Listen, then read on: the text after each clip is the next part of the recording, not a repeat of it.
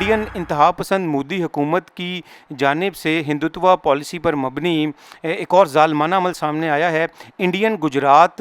کا علاقہ ہے گڑھ سومناتھ جو ڈسٹرکٹ ہے، وہاں پر 1000 سال سے پرانی مسجد اور درگاہ جو ہے وہ موجود تھی، جس کو کہ حکومتی سرپرستی میں جو ہے وہ شہید کر دیا گیا ہے، اور اس کے ساتھ ملحقہ جو گھر تھے جہاں پر کئی مسلمان آباد تھے، ان گھروں کو بھی مسمار کر دیا گیا ہے۔ اور جب مسلمانوں نے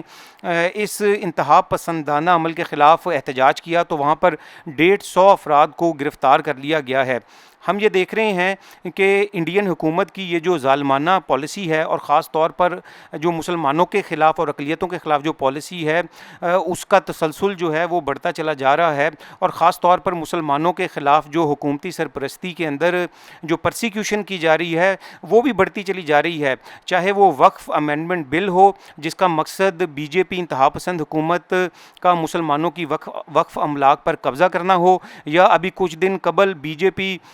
کا جو رام گری بابا ہے اس کی جانب سے مسلمانوں کی مقدس شخصیات کی توہین کی گئی، توہین امیز الفاظ استعمال کیے گئے، اور بی جے پی کا جو ایم ایل اے ہے نتیش رانے، اس نے بھی جو ہے دل آزاری پر مبنی جو ہے وہ ایسے جو سٹیٹمنٹس ہیں وہ دی ہیں، جس کے بعد ہم نے دیکھا کہ ممبئی میں ہزاروں مسلمان جو ہیں انہوں نے احتجاج کیا، جس کے بعد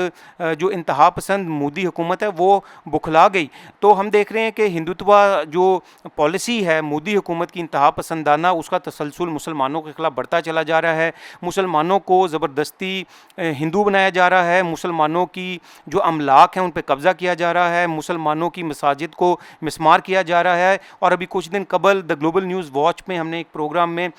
یہ بھی ڈسکس کیا تھا کہ وہاں پر کس طرح سے ایک مسلمان کو اس کے اپنے علاقے سے انتہا پسند جو تنظیمیں ہیں ہندو، انہوں نے در بدر کر دیا۔ جو عالمی انصاف کے ادارے ہیں اور جو انسانی حقوق کی تنظیمیں ہیں، ان کی توجہ جو ہے وہ اس طرح مبذول کروانا چاہیں گے کہ انڈیا کے اندر یہ جو ہندوتوا پالیسی پر مبنی انتہا پسندانہ فیصلے ہیں، خاص طور پر مسلمانوں اور دیگر اقلیتوں کے خلاف بھی، جیسے کہ سکھوں کے خلاف، کرسچنس کے خلاف، اور جو نچلی ذات کے ہندو ہیں دلتس، ان کے خلاف یہ جو عمل ہے ہندوتوا سوچ اور ہندوتوا پالیسی کا جو تسلسل ہے، اس کا خاتمہ ہونا چاہیے اور عالمی اداروں کو اس کا نوٹس لینا چاہیے۔